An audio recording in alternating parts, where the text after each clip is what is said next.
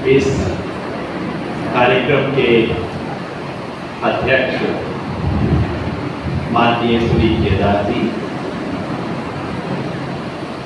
सेवाग्राम आश्रम की अध्यक्षा और गांधी विरासत की प्रतिनिधि आशा बोरा जी, मंच पर उपस्थित सभी गणमान्य नेतागण और आज इस सभा में पधारे वर्धा शहर और जिले के सभी गणमान्य नागरिकों, सबसे पहले तो क्षमा प्रार्थी हूँ कि मैं मराठी बोल नहीं सकता। इतने साल बार बार महाराष्ट्र में आके थोड़ा थोड़ा समझना शुरू कर दिया है, लेकिन बोलना संभव नहीं है। लेकिन हिंदी और मराठी बहुत नजदीक है, बहने।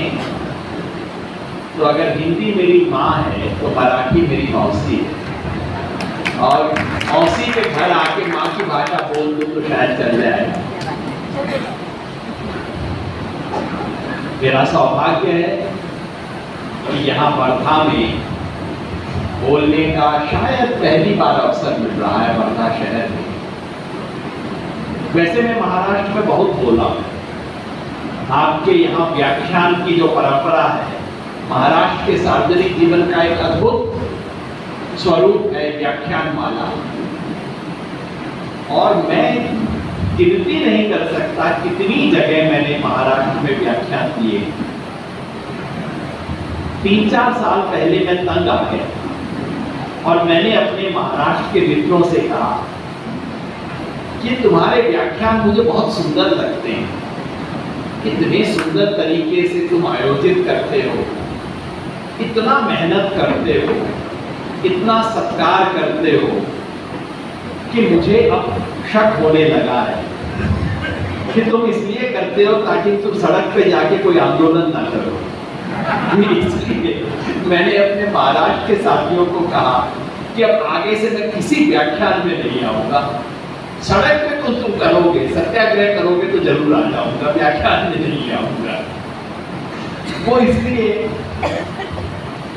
याद आया मुझे कि महाराष्ट्र में लगभग सब जगह मैं बोल चुका हूं,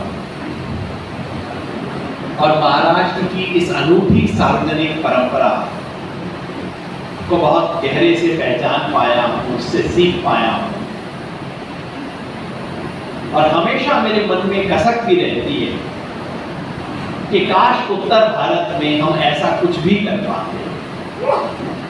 एक डिस्ट्रिक्ट में तो छोड़ दीजिए, उत्तर भारत के किसी महानगर में भी अगर आप कोई व्याख्यान आयोजित करें तो शहर के गणमान्य ऐसे लोग उसमें कभी नहीं आए। ये महाराष्ट्र की एक अनूठी परंपरा है, इसे बचा के रखिएगा। मैं कुछ भी बोलता रहूं, आप इसे बचा के रखिएगा। वर्धा मेरे लिए किसी शहर का नाम नहीं रहा है। इस देश के अनगिनत लोगों के लिए वर्धा एक मंदिर का नाम रहा, गांधी की कर्म क्षेत्र का नाम, और वर्धा का नाम आते ही कहीं मन में एक श्रद्धा पैदा होती है। इसलिए आज मुझे जब सेवाग्राम आश्रम की तरफ से गांधी जयंती पर वहां बोलने का अवसर मिला, माननीय प्रदीप तेंदुलकर जी की तरफ से, आशा बहन की तरफ से, तो मैंने लपक के इस न्योते को स्वीकार कर लिया। मैंने कहा रोज रोज ऐसा मौका मिलता नहीं कि गांधी जी को बापू कुटीर के सामने खड़े होकर श्रद्धांजलि दी जा सके। मैंने जो सुबह कहा, क्योंकि आज एक विशेष दिन है, आज के दिन बापू का जिक्र किए बिना कोई व्याख्यान देना गलत हो। मैंने सुबह बस एक ही बात कही, हमारे साथी ने इशारा किया। मैंने कहा कि हर पीढ़ी को, हर जनरेशन को ये चुनना पड़ेगा कि उसका गांधी कौन सा है। कई गांधी हैं, बिना गांधी कौन सा है। और आज वो इसलिए बेहद जरूरी है क्योंकि आज गांधी की विरासत को हड़पने की कोशिश हो रही है। आज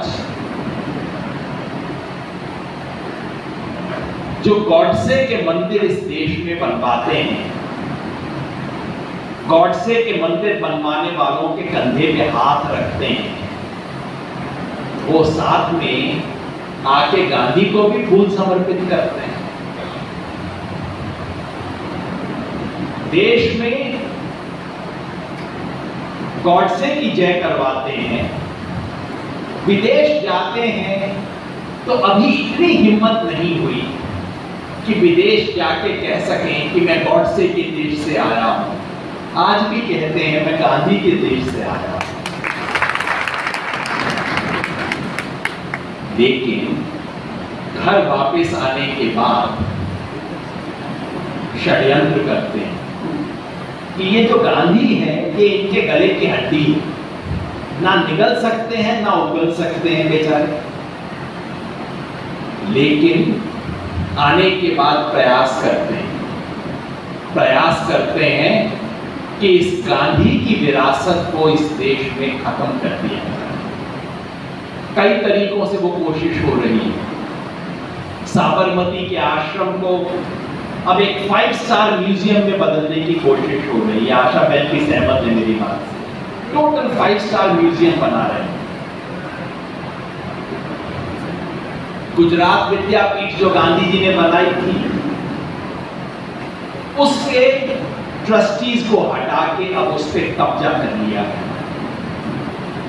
बनारस में सर्व सेवा संघ का जो केंद्रीय कार्यालय और परिसर था, वहां बुलडोजर चला दिया। ये मुहावरा नहीं बोल रहा, पिछले महीने वहां बुलडोजर लगा के पूरे कैंपस को ध्वस्त कर दिया है। अब इनकी निगाह सेवाग्राम पे। हर तरीके से गांधी की स्मृति को, गांधी की विरासत को नष्ट करना चाहते हैं। और गांधी की विरासत को नष्ट करने का एक तरीका है गांधी का चश्मा। आजकल चश्मे वाला गांधी बड़ा प्रचलित है। हर सरकारी विज्ञापन में कोने से, बेचारे को कोने में ही जगह मिलती है क्योंकि बीच वाली जगह तो एक बड़ी फोटो के लिए रिजर्व है। तो हर सरकारी विज्ञापन के कोने से एक चश्मा झांक रहा होता है। वो चश्मा एक संत का चश्मा है। ये चाहते हैं कि गांधी को एक संत बना दें। बेचारा था, संत था, अच्छी अच्छी बातें किया करता था, कोई बात नहीं। तो ये चश्मे वाला गांधी कौन है? ये चश्मे वाला गांधी एक संत है, भला है, भोला है, संतों की तरह प्रवचन दे देता है और अच्छे और सफल संतों की तरह प्रवचन देने के बाद अपनी आंख बंद कर लेता है ताकि भक्तजनों को जो करना है अपने आप करते रहे। सारे सफल बाबा लोग यही काम किया करते हैं। ये चश्मे वाला गांधी एक लिफाफा है। उस लिफाफे में कुछ भी डाल दो, आप पैकेट है, पैकेट के अंदर आप जो मर्जी डाल दो, ऊपर चश्मा लगा। ये चश्मे वाला गांधी मेरा गांधी नहीं हो सकता। इस लिफाफे से बच के रहना होगा। और इस लिफाफे को चलाने वाले लोग ये गांधी की विरासत, गांधी की स्मृति, गांधी के विचार, गांधी के ओजस्व को नष्ट करने का तरीका है चश्मे वाला गांधी। ये जो स्वच्छता के नाम पे चश्मा चलाया जा रहा है, जिस स्वच्छता अभियान का नौटंकी ढोंग हमने कल इस देश में देखा होगा आपने। प्रधानमंत्री जी इतनी सी झाड़ू लेके चल रहे थे। मैं सोचने लगा इससे पहले क्या हुआ होगा। एक दिन पहले एसपी जी ने आके रखी की होगी, सफाई की होगी, पहले जगह इलेक्ट्रॉनिक सफाई हुई होगी। फिर 2 घंटा पहले 10 कैमरामैन आए होंगे, कैमरा के एंगल देखे होंगे। जरूरत हुई तो एक आधे पेड़ को काट दिया होगा क्योंकि कैमरा के एंगल को ऑब्स्ट्रक्ट कर रहा है। उसके बाद एक लॉरी आई होगी कूड़े को लेके कि कूड़े को कहां सजाना है, कूड़े को कैमरा के एंगल के हिसाब से सजाया होगा और उसके बाद प्रधानमंत्री को बुलाया होगा। मैं मन से नहीं कर रहा हूं, एग्जैक्टली यही सीक्वेंस हुआ होगा। और उसके बाद स्वच्छता अभियान और गांधी का चश्मा। इस स्वच्छता से गंदी चीज दुनिया में कोई हो नहीं सकती, गंदगी का नाम है। मैंने ये भी कहा कि एक दूसरा गांधी है चरखे वाला, वो दार्शनिक गांधी है, मेरा प्रिय गांधी है। मास्टर रहा हूं, प्रोफेसर रहा हूं, किताबों से प्यार है, इसलिए वो गांधी मुझे हिंद स्वराज पढ़ाता है, वो गांधी मुझे सत्य और अहिंसा सिखाता है, वो गांधी जीवन का नया दर्शन देता है, वो गांधी विकास की एक वैकल्पिक दिशा देता है। लेकिन आजकल मुझे लगने लगा है कि वो गांधी अधूरा है। आजकल मुझे लगता है कि आज इस देश के सामने जो चुनौती है, उस चुनौती के बरक्स गांधी को सिर्फ एक दार्शनिक बना देना गांधी के साथ भी अन्याय है और हमारे साथ भी अन्याय है। इसलिए मुझे ना चश्मे वाला गांधी चाहिए, ना चरखे वाला गांधी चाहिए, मुझे चंपारण वाला गांधी चाहिए, मुझे आंदोलनजीवी चाहिए, मुझे सत्याग्रही चाहिए, मुझे संघर्ष करने वाला गांधी चाहिए, मुझे वो गांधी चाहिए जो कहता है कि ये जो 3 बंदर वाली बात चलती है ना, बुरा मत देखो, बुरा मत सुनो, बुरा मत बोलो, ये गांधी का संदेश नहीं है। गांधी का असली संदेश चौथा है, बुरा मत सहो, नेवर टॉलरेट इनजस्टिस। मुझे वो गांधी चाहिए जो बुरा मत सहो बोलता। आज उस गांधी की जरूरत हमें क्यों? क्योंकि आज हमारा देश इतिहास के उस मोड़ पे खड़ा है जहां इस देश का भविष्य तय होने वाला है। कुछ ही महीनों में लोकसभा चुनाव आने वाले हैं। मैं बिल्कुल स्पष्ट शब्दों में कहना चाहता हूं, 2024 का चुनाव लोकसभा का चुनाव नहीं है, ये देश की आने वाली संविधान सभा का चुनाव है। अगर 2024 का चुनाव गया तो इस देश का संविधान गया, सेकुलरिज्म गया, सोशल जस्टिस गया, फेडरलिज्म गया और लोकतंत्रानी तो गई। इसलिए आज जिस मोड़ पे खड़े होके हम इस देश के इतिहास के बारे में सोच रहे हैं, वहां बहुत संजीदगी से हमें सोचना होगा और पूछना होगा कि अगर महात्मा गांधी बोलते तो वो क्या करते। देश की आज जो हालात हैं आप सब हर रोज पढ़ते हैं। पिछले सप्ताह, एक सप्ताह पहले ही शायद, इस देश की संसद में एक सांसद ने दूसरे सांसद को कुछ कहा, व्यक्ति को नहीं कहा, उसके समुदाय को। देश की संसद में अच्छी स्पीच होती है, बुरी स्पीच भी होती है, हल्की बातें भी होती हैं, अपशब्द भी बोले जाते हैं, असंसदीय भाषा भी बोली जाती है, लेकिन इतना नीचे इस देश की संसद कभी नहीं गिरी। जब संसद की नई इमारत बनी तो सरकार का नारा था, इनके पास हर चीज के लिए नारा बड़ा सुंदर होता है। मुझे कई बार लगता है कि प्रधानमंत्री कम है, प्रचार मंत्री ज्यादा है, किसी एडवर्टाइजिंग एजेंसी में नौकरी मिलनी चाहिए। नारा था नई इमारत, नई इबारत, और नई इबारत देख ली आपने क्या है। इस नई इमारत की नई इबारत अब समझ आ गई ना। लोगों ने कहा वो रमेश बिदूड़ी ऐसा है वैसा है, मैंने कहा उस बेचारे को क्यों दोष दे रहे हैं। संसद में ये भाषा तब पहुंचती है जब सड़क पे संसद में वर्बल लिंचिंग बाद में होती है, पहले सड़कों पे लिंचिंग होती है। संसद में कटुआ मुल्ला की भाषा बाद में बोली जाती है, सड़कों पे धर्म संसद करके बोला जाता है, इतने लाख मुसलमानों का नरसंहार कर देंगे, ये कर देंगे, वो कर देंगे। इस देश का कोई कोर्ट, कोई न्यायालय, कोई कचहरी कुछ नहीं कर सकती। रमेश बिदुड़ी बाद में बोलता है, उससे पहले इनकी पार्टी के नेता मंच से कहते हैं गोली मारो, गोली मारने की बात करते हैं। रमेश बिदुड़ी की हिम्मत इसलिए होती है क्योंकि इस देश का प्रधानमंत्री कहता है कि वो कपड़ों से लोगों को पहचानता है। ये सब होता है, उसके बाद ये शब्द संसद में पहुंचते हैं। तो इसलिए एक बेचारे रमेश बिदुड़ी को दोष मत दीजिए।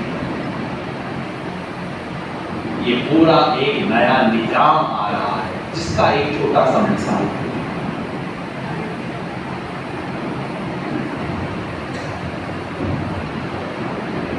आपने विषय रखा है लोकशाही का संकट। मैं अर्ज करना चाहता हूं कि आज का संकट लोकशाही के संकट से बहुत ज्यादा बड़ा है। लोकशाही का संकट उस संकट का एक छोटा सा हिस्सा है बस। आज लोकशाही का संकट है, आज देश की एकता का संकट है, आज गणतंत्र का संकट है, आज संविधान का संकट है।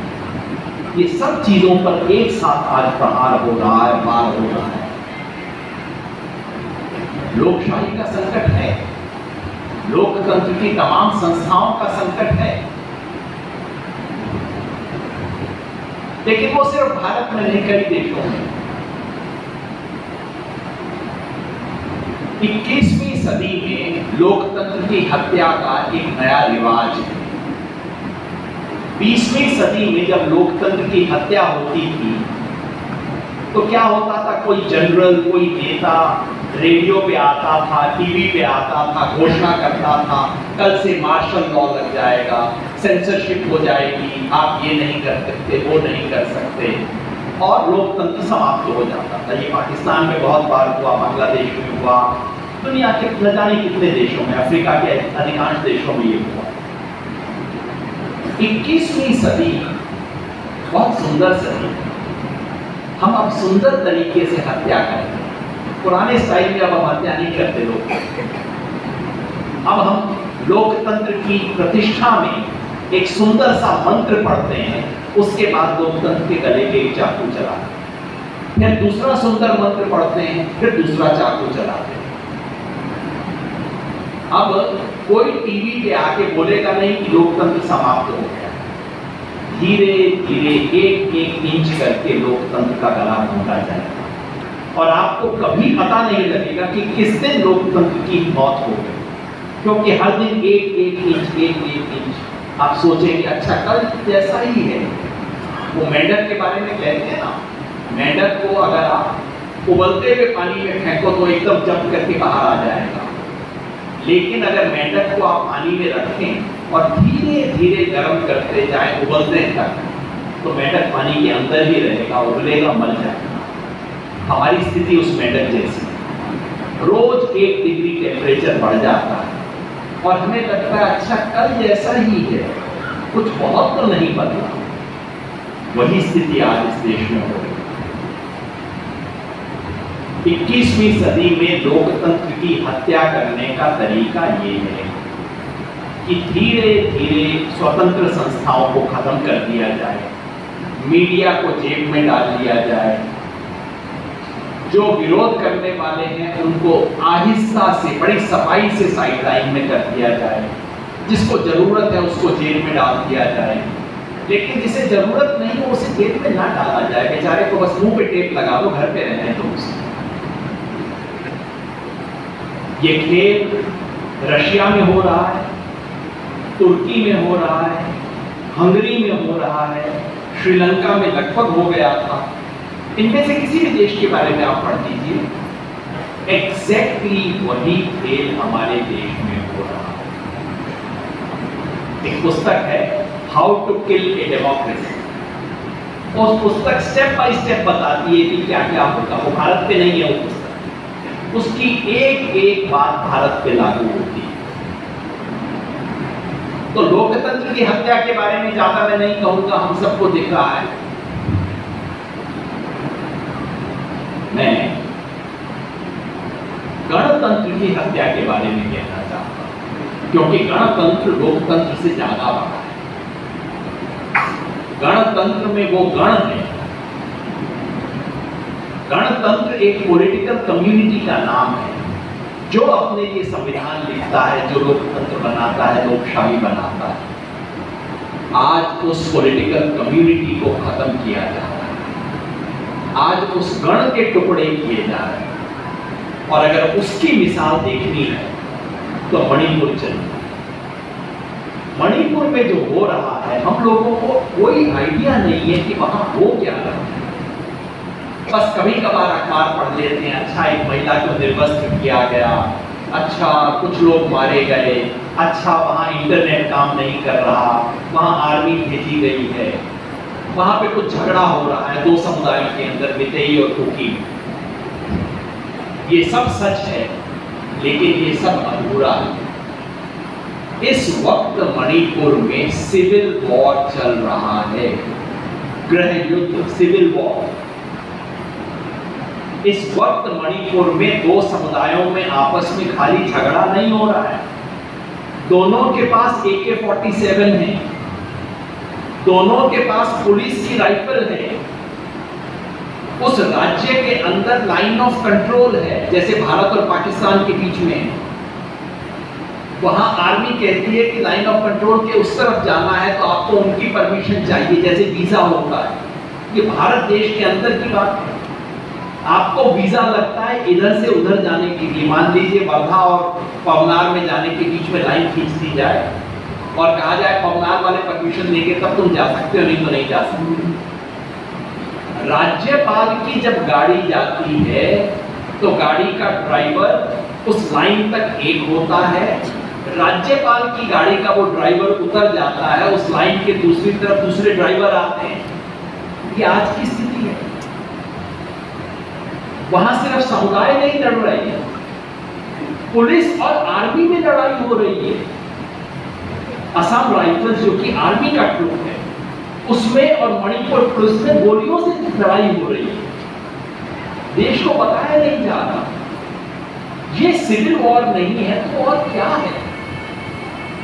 लेकिन चूंकि ये वर्धा में नहीं हो रहा, सतारा में नहीं हो रहा, पटना में नहीं हो रहा, हिसार में नहीं हो रहा, चंडीगढ़ में नहीं हो रहा, इसलिए किसी को फर्क नहीं पड़ता। जलने दो, मरने दो। यही पूर्वोत्तर के लोग यही हमारे बारे में सोचते हैं कि हम मर जाएं तो इनको कोई फर्क नहीं पड़ेगा। और आज यही हो रहा है,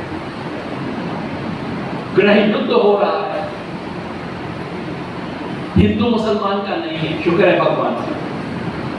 हिंदू मुसलमान का युद्ध नहीं है वो। तो इस राष्ट्रवादी पार्टी ने क्या किया उसके? इस देश के प्रधानमंत्री ने क्या किया? राष्ट्रवाद की परीक्षा ये तो नहीं है कि टीवी में बैठ के आप पड़ोसी को कितना गाली देते हो, ये तो राष्ट्रवाद नहीं हो सकता। राष्ट्रवाद की पहली परीक्षा है कि अगर देश के दो हिस्सों में कोई झगड़ा है, टूट है, फूट है, हिंसा है, भय है, तो आप उसको ठीक करें। पहला काम तो किसी भी राष्ट्रवादी का ये होगा। बाकी चीन पाकिस्तान से बाद में आप लड़ दोगे, अपना घर तो ठीक करोगे ना। मगर इस राष्ट्रवादी प्रधानमंत्री को कतई चिंता नहीं। पिछले 5 महीनों में एक बार बोले हैं, शायद 25 सेकंड के लिए बोले हैं, और वो भी इसलिए ताकि मणिपुर का इल्जाम राजस्थान और छत्तीसगढ़ पर भी लगाया जा सके।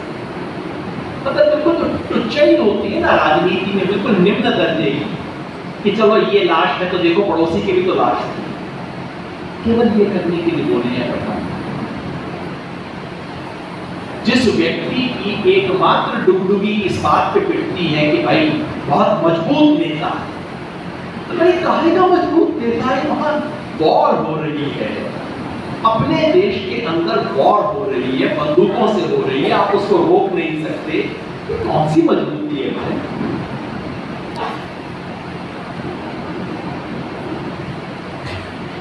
मणिपुर का उदाहरण मैंने इसलिए लिया क्योंकि वो हिंदू मुसलमान का नहीं है, क्योंकि बाकी सब चीज तो इस देश में हिंदू मुसलमान है, बीमारी भी हिंदू मुसलमान है, पशु भी हिंदू मुसलमान है, फूल भी हिंदू मुसलमान है, सब कुछ हिंदू मुसलमान है। जहां हिंदू मुसलमान नहीं होता वहां भी कुछ नहीं कर सकते। जो हिंदू मुसलमान के सवाल पे हो रहा है वो आप सबकी आंख के सामने। हम स्कूल की किताबों में पढ़ते थे कि अंग्रेज भारत पे राज कैसे करते थे। सब किताबें बताती थी फूट डालो और राज करो, डिवाइड एंड रूल, ये अंग्रेजों का राज हुआ करता है। आप मुझे बताइए, इस देश में आज जो हो रहा है ये डिवाइड एंड रूल नहीं है तो और क्या है? हिंदू मुसलमान में झगड़ा करवाओ, पूरे देश को इस आग में जलाए रखो ताकि किसी और सवाल पे किसी का ध्यान न जाए। किस सवाल पे ध्यान न जाए? बेरोजगारी। हाल ही में रिपोर्ट आई है, पिछले सप्ताह रिपोर्ट आई है, अजीम प्रेमजी यूनिवर्सिटी का एक सेंटर है एम्प्लॉयमेंट स्टडीज का, उसने सरकार के आंकड़ों से रिपोर्ट निकाली है। ये अजीम प्रेमजी यूनिवर्सिटी के अपने आंकड़े नहीं है, सरकार के आंकड़ों से रिपोर्ट निकाली है कि इस देश के 18 से 25 साल की उम्र वाले ग्रेजुएट लोग जो हैं उनमें कितनी अनएम्प्लॉयमेंट है? 42%, 42% अनएम्प्लॉयमेंट है 18 से 25 उम्र के ग्रेजुएट जो लोग हैं उनमें। दुनिया के किसी देश में ऐसी अनएम्प्लॉयमेंट नहीं होती। 18-20% अनएम्प्लॉयमेंट होती है तो सड़कों पे दंगे हो जाते हैं दुनिया में। 42% अनएम्प्लॉयमेंट है, किसी को चिंता नहीं, क्योंकि हिंदू मुसलमान करो बस, कर तो कोई चक्कर नहीं। किसान के बारे में आप सबने सुना होगा, किसान की आय दोगुनी होनी बताया गया, सबने सुना होगा। मतलब जैसे डुगडुगी बजती है ना, doubling doubling doubling doubling doubling doubling, ये चल रहा था 6 वर्ष तक। ये चलता रहा कि बस 6 वर्ष में डबल कर देंगे। मैं पूछता रहा कि भाई 2 साल हो गए, अब कहाँ पहुंचे हैं? नहीं 6 साल में डबल। फिर 4 साल हो गए, मेरे जैसे लोगों ने, किसान आंदोलन ने कहा अब तो 4 साल हो गए, बता दीजिए अब कहाँ पहुंचे हैं? नहीं 6 साल, डबल डबल डबल डबल। फिर 6 साल भी हो गए। ये वायदा 28 फरवरी 2016 को वायदा किया गया था कि 6 वर्ष में किसान की आय डबल हो जाएगी। तो 28 फरवरी 2022 को 6 साल पूरे हो गए। उस दिन हमने पूछा कि चलिए अब तो 6 साल हो गए, अब बता दो कितनी हो गई। उस दिन सन्नाटा, कोई बीजेपी का स्पोक्स पर्सन टीवी पे नहीं।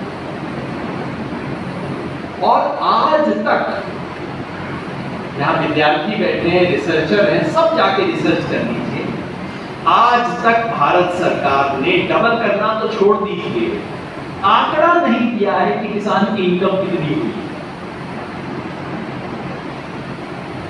आप कुछ भी कहेंगे, सोचिए तो बेशर्मी की हद। 6 वर्ष तक आप डुगडुगी बजाते हो और जिस दिन जवाब देने का मौका आता है आप कहते नहीं बस अगले चीज से आ जाओ, चलो चलो चलो, कोई फर्क नहीं पड़ता।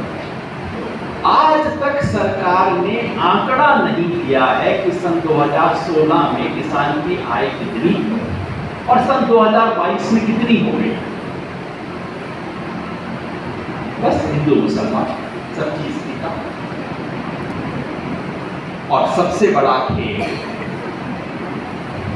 अडानी का। मैं चाहता हूं वर्धा के गणमान्य लोग यहां बैठे हैं, मैं एक साधारण सा आंकड़ा आपको देना चाहता हूं, कृपया जाके चेक कर लीजिएगा। अगर झूठ निकले बता दीजिएगा, सच निकले तो पड़ोसी को बता दीजिएगा। ठीक बात है ना? अगर आंकड़ा झूठ हो मुझे बता देना, सच हो तो पड़ोसी को जरूर बता देना एक बार। जिस दिन इस देश में लॉकडाउन लगा, 25 मार्च को लगा था लॉकडाउन, 25 मार्च 2020 को इस देश में लॉकडाउन लगा। उस दिन गौतम अडानी जी की संपत्ति कितनी, ये कोई छुपे हुए आंकड़े नहीं है, क्योंकि कम से कम व्हाइट की जो प्रॉपर्टी होती है उसका हिसाब रखा जाता है। और दुनिया में एक मैगजीन है जिसका नाम है फोर्ब्स, वो मैगजीन दुनिया के टॉप 100 लोगों की प्रॉपर्टी का आंकड़ा रोज सुबह प्रकाशित करती है, एवरी डे। तो आसानी से आप देख सकते हैं। जिस दिन देश में लॉकडाउन लगा, गौतम अडानी की संपत्ति भारतीय रुपए में थी 66,000 करोड़ रुपए, 66,000 करोड़ रुपीस। उसके बाद के 2-2.5 साल में क्या हुआ, पूरे देश के लोगों के साथ क्या हुआ, अब आंकड़े बताते हैं कि देश के 97% लोगों की आमदनी और प्रॉपर्टी घट गई। नेचुरली इनकम नहीं थी, काम नहीं था, बाजार चले गए तो बेचना पड़ गया, अस्पताल जाना पड़ा तो कोई जमीन बिक गई। देश के 97% लोगों की प्रॉपर्टी डाउन हो गई। गौतम अडानी जी का क्या हुआ, कितनी थी, 66,000 करोड़, और 2.5 साल के बाद उनकी प्रॉपर्टी थी 14 लाख करोड़ रुपया, 14 लाख करोड़ रुपया। 66,000 में, करोड़ को भूल जाइए, हमारा दिमाग चकरा जाएगा। 66,000 से 14 लाख पे पहुंच गया। जिस वक्त पूरा देश डाउन जा रहा था, उस वक्त क्या जादू हुआ कि आदमी 66,000 करोड़ से 14 लाख करोड़ पे पहुंच गया? क्या हुआ? क्या अडानी ने कोई ऐसी चीज बनाई जिसको पूरी दुनिया ने खरीद लिया? बाकी कंपनियों का, टाटा का, इनका, अंबानी का भी आपको लगता है अच्छा उसका ये माल मैंने खरीदा। अडानी का माल किसी ने नहीं खरीदा होगा, क्योंकि वो बेचते नहीं है कुछ माल, वो सिर्फ प्रॉपर्टी खरीदते। पहली इनकी प्रॉपर्टी खरीदी, इनकी प्रॉपर्टी का मूल्य दिखा के इनकी प्रॉपर्टी खरीदी, दोनों को दिखा के 3 और लोगों की प्रॉपर्टी खरीदी, तीनों को दिखा के 10 लोगों की प्रॉपर्टी खरीदी। ये धंधा है। और कैसे खरीदी? क्योंकि दिल्ली से फोन आते हैं। बंबई एयरपोर्ट कैसे बिका? क्या जीएमआर वाले बेचना चाहते थे बंबई एयरपोर्ट? नहीं, अडानी जी की निगाह पड़ गई, शायद बंबई से जा रहे होंगे, जाके लगा कि हाँ बिल्डिंग तो अच्छी है, तो बोला ये एयरपोर्ट तुम बेच दो। जीएमआर वालों ने बोला कि नहीं, हमने बिल्डिंग में लिया है, इतने वर्ष के लिए लिया है, हमारे पास लीज है, हम नहीं बेचेंगे। फिर क्या हुआ?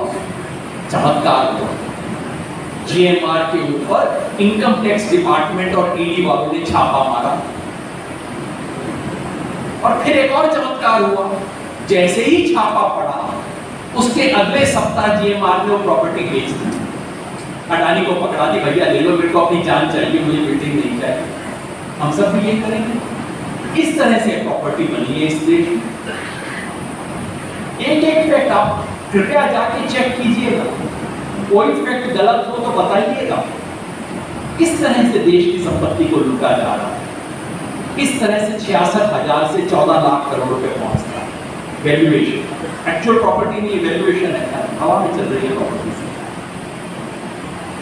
अगर इसकी खबर देश को लग गई, अगर वर्धा के हर गांव में ये खबर पहुंच गई कि साहब का एक दोस्त है जो 66,000 से 14 लाख करोड़ रुपए पहुंच गया, तो लोग पूछेंगे ना, अडानी जी ये फॉर्मूला मुझे भी बता दो।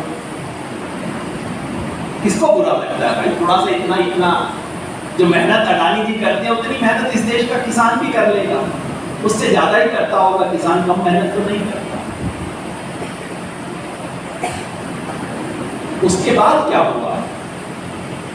ये जो हिंडनबर्ग रिपोर्ट आई है और उसके बाद जो खुलासे हुए हैं, उसकी टेक्निकलिटीज में नहीं बताऊंगा, शेयर मार्केट ये सब, मगर आरोप ये है इस वक्त कि अडानी जी की कंपनियों में उनके भाई के मार्फत कोई 30-40 हजार करोड़ रुपए का इन्वेस्टमेंट मॉरिशस से हुआ। बेनामी कंपनियों से इन्वेस्टमेंट आया अडानी जी के सब उसमें कंपनियों में।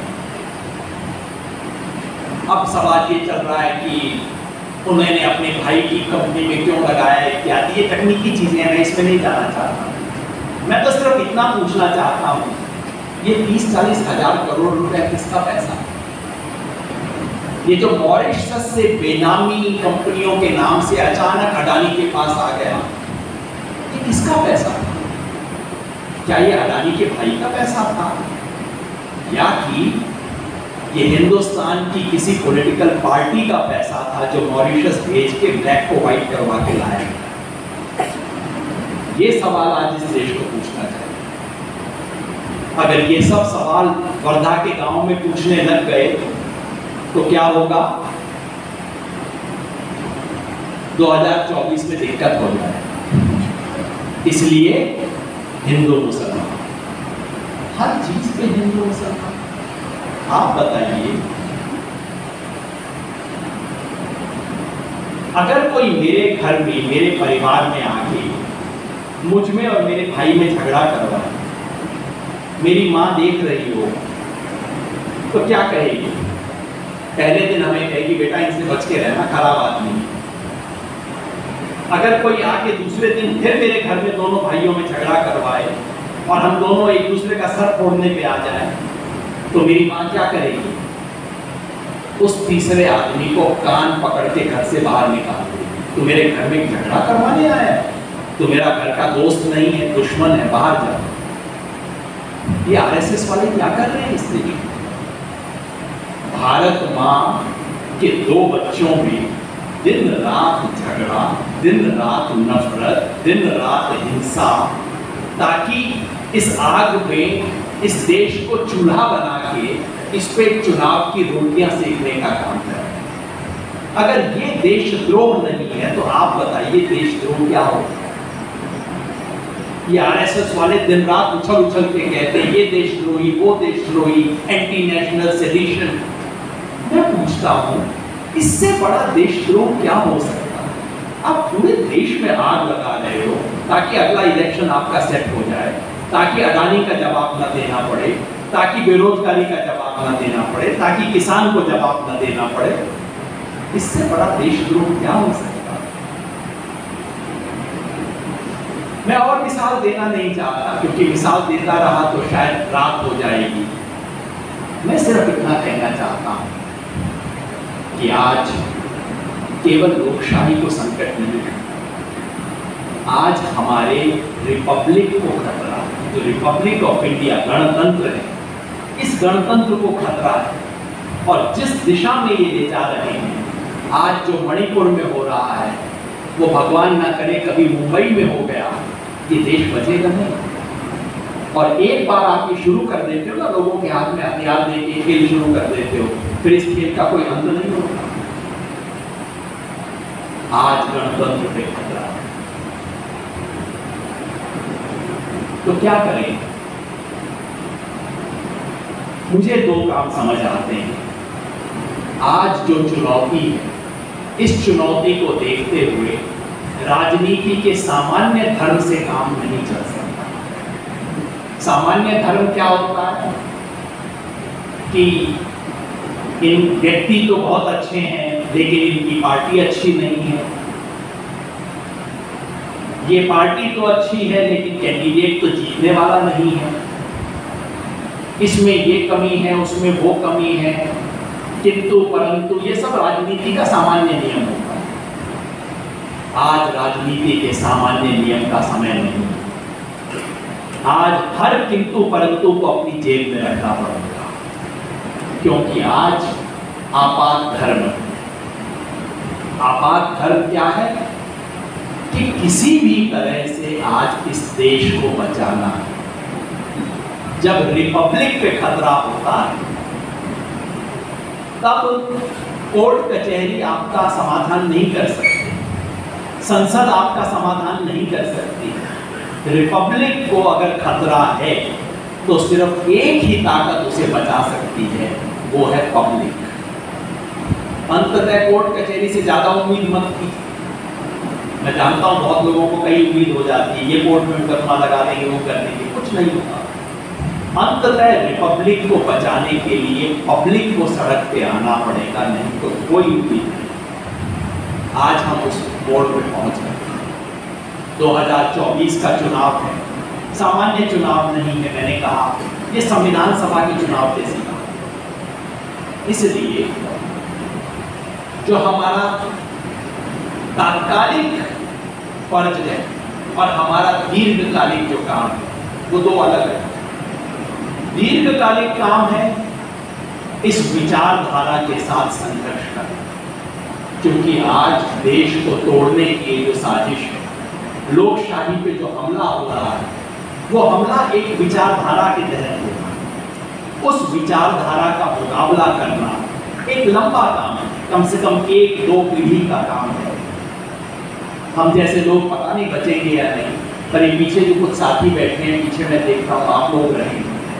ये कम से कम 25-50 साल की लड़ाई है इस विचारधारा से लड़ना। लेकिन 25-50 साल की लड़ाई लड़ने लायक हम बचें, उसके लिए 24 की लड़ाई जीतना जरूरी है। तात्कालिक लड़ाई, ये जो तात्कालिक इस वक्त की आपात धर्म है कि 24 में हर हालत में सत्ता परिवर्तन होना चाहिए, ताकि उससे देश में सेकुलरिज्म कायम नहीं हो जाएगा, सांप्रदायिकता का खतरा खत्म नहीं हो जाएगा। बाहर जाके और परेशानी करेंगे ये लोग, और ज्यादा उछलेंगे और तंग करेंगे। लेकिन दीर्घकालिक लड़ाई का रास्ता बन जाए।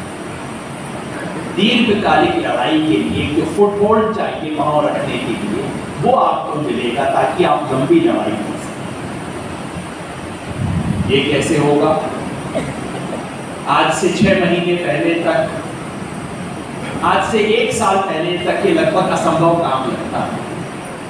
1 साल पहले उत्तर प्रदेश का चुनाव का परिणाम आया था और उसके बाद सब लोग कहते थे अब तो छोड़ दीजिए 24 को, कुछ नहीं होगा, 24 इज ए डन डील।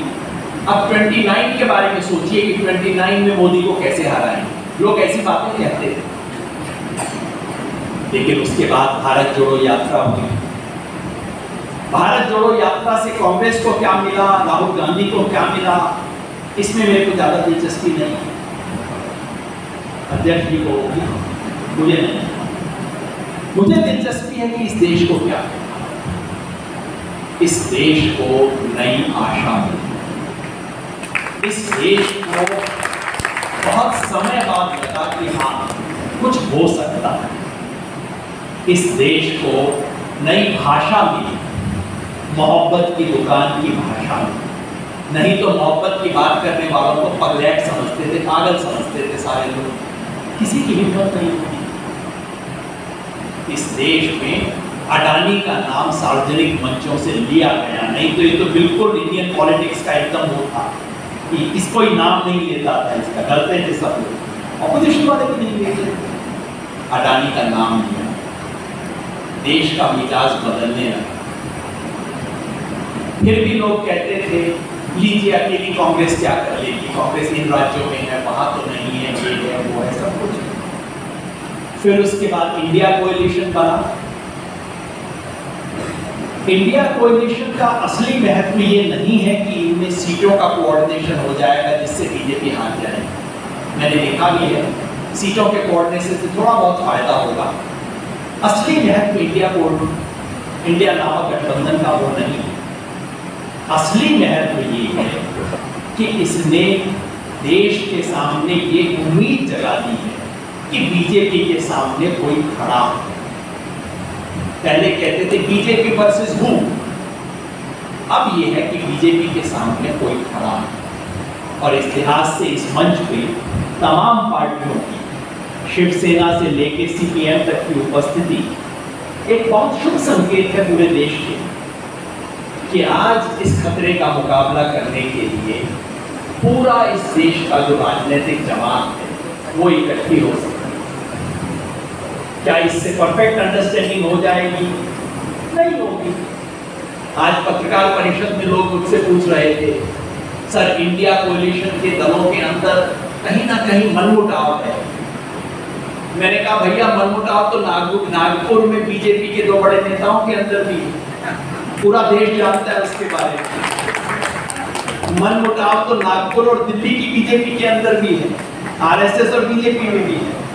मनमुटाव तो राजनीति में है, चलता रहेगा, लेकिन देश को ये उम्मीद बनी कि कुछ हो सकता है। और अगर आपके मन में कोई संदेह था, मेरे मन में कोई संदेह था कि इंडिया बनने से कुछ हुआ है, तो वो बीजेपी के रिएक्शन से मेरा संदेह मिट गया। अब बताइए बीजेपी का रिएक्शन क्या है? कि इस देश का नाम इंडिया नहीं है। मतलब मेरा और मेरे दोस्त का झगड़ा हो जाए और पता लगे कि इनका नाम देवेंद्र है, मेरे पिताजी का नाम भी देवेंद्र है, तो मैं कहूं मैं तो अपने बाप का नाम बदलूंगा। इसका मतलब है मुझे बहुत डर लग रहा है इससे कि मैं अपने बाप का नाम बदलने पे आ गया। बीजेपी वालों की ये हालत हो गई। इनके बीजेपी के अपने संविधान में आज भी, संविधान की इंग्लिश कॉपी देख लीजिए, उसमें देश का नाम इंडिया लिखा हुआ है। बीजेपी ने सैकड़ों स्कीम बनाई, इंडिया ये, इंडिया स्टार्टअप, इंडिया ये वो तमाम। और मोदी जी पब्लिक मीटिंग में कहा करते थे, मैं कहूंगा इंडिया, आप कहिएगा जीतेगा। मैं कहूंगा नहीं, वो कहते थे मैं कहूंगा जीतेगा, आप बोलिएगा इंडिया। आज इस देश का नाम ही इंडिया नहीं। कितनी बदहवासी होगी बेचारों। तो कभी कभी तीर चलाने के बाद आपको पता नहीं लगता कि तीर ठीक लगा कि नहीं, पर जब उस तरफ से कराह आती है तो आपको पता लगता है कि तीर सही निशाने पे लग गया। इसके बाद तीर को सही निशाने पे लग गया। देश में एक बदलाव की संभावना, मैं बिल्कुल नहीं कह रहा हूं कि बदलाव की गारंटी हो गई, क्योंकि इस देश को इतने बड़े खतरे से बचाना सिर्फ इन पार्टियों की जिम्मेवारी नहीं हो सकती। ये करेंगे, अपने तरीके से करेंगे, इनकी अपनी सीमाएं भी हैं, इनकी अपनी स्ट्रेंथ भी है। ये काम हम सबको करना है, क्योंकि देश सिर्फ इनका नहीं है। आज से 50 साल बाद इस देश में सिर्फ इनके नाती पोती नहीं रहेंगे, मेरे नाती पोती भी इसी देश में रहेंगे, आपके बच्चे भी इसी देश में रहेंगे, हम सबका देश। और आज इस देश में आरएसएस और बीजेपी का मुकाबला करने के लिए अपार ऊर्जा है, लेकिन वो सारी ऊर्जा इनकी जेब में नहीं। इनकी जेब में जो जो ऊर्जा है सब मिला लेंगे, वो बीजेपी का मुकाबला करने के लिए पर्याप्त है, लेकिन आरएसएस का मुकाबला करने के लिए पर्याप्त नहीं। पूरी संघ परिवार का मुकाबला करने के लिए पर्याप्त नहीं। इसलिए इनके पास जो ऊर्जा है और यहाँ पे जो ऊर्जा है, इन दोनों ऊर्जा का संगम करना होगा, क्योंकि रिपब्लिक को बचाना है तो पब्लिक को सामने आना होगा। और यही आज की सभा का उद्देश्य है, यही हमारा मिशन है आज का। भारत जोड़ो अभियान जिससे मैं जुड़ा हूं, उसका केवल एक ध्येय है। मैं खुद एक पॉलिटिकल पार्टी से हूं, स्वराज इंडिया उसका नाम है। हम भी चाहते तो हम कहते कि हाँ इतनी सीट हम लड़ेंगे, यहाँ लड़ेंगे, कहते कांग्रेस इतनी सीट देगी तब हम वहां जाएंगे। क्योंकि सार्वजनिक जीवन में व्यक्तिगत बलिदान तो होता है, लेकिन संगठन कभी बलिदान नहीं करता। व्यक्ति बलिदान करते हैं संगठन के स्वार्थ के लिए। लेकिन हम स्वराज इंडिया के साथियों ने मिलकर सोचा कि अगर देश के सामने इतना बड़ा संकट है और हम बैठ के सोच रहे हैं मेरी पार्टी को इतना सीट मिल जाए, हमारा कोई एमएलए बन जाए, ये बन जाए, वो बन जाए, क्या सही बात? तो हमने लिखित में निर्णय लिया आज से 1.25 साल पहले कि सन 2024 के चुनाव तक हम कोई इलेक्शन नहीं लड़ेंगे, अपनी पार्टी के लिए कोई काम नहीं करेंगे, केवल और केवल देश के इस संकट का मुकाबला करने के लिए जो योगदान हम कर सकते हैं वो करेंगे। ऐसे अनेक लोग हैं इस देश में ऐसे अनेक संगठन हैं। किसान शेतकारी का आंदोलन है, मजदूरों के संगठन है, महिलाओं के संगठन है, दलित आंदोलन, आदिवासी आंदोलन, मानवाधिकारों के आंदोलन, अल्पसंख्यकों के आंदोलन, right to education, right to information, right to food, न जाने कितने संगठन। और महाराष्ट्र तो बहुत सघन है, महाराष्ट्र में तो कितने संगठनों की संपदा है। अगर उस अपने आप में हर कोई छोटा है, लेकिन अगर उसे जोड़ दिया जाए तो बीजेपी आरएसएस उसका मुकाबला नहीं कर सकता।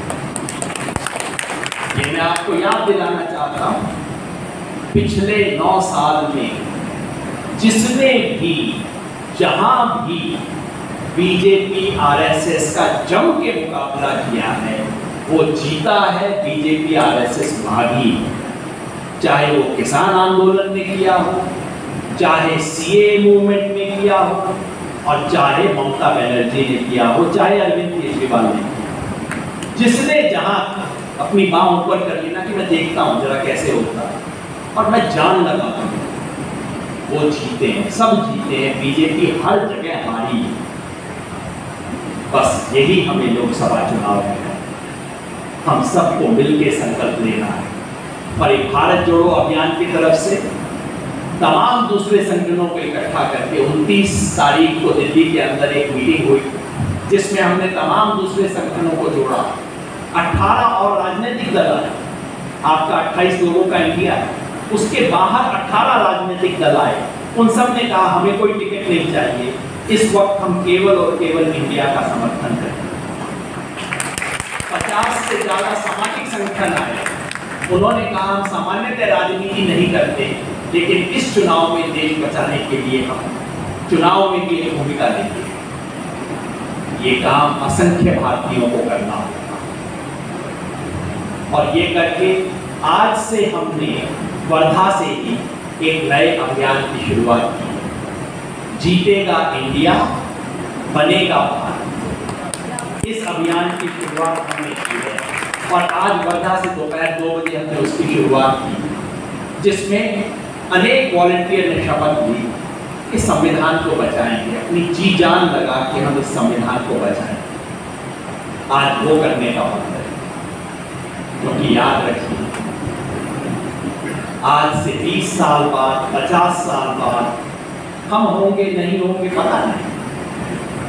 50 साल बाद तो हम में से अधिकांश नहीं होंगे, शायद ये लोग हैं,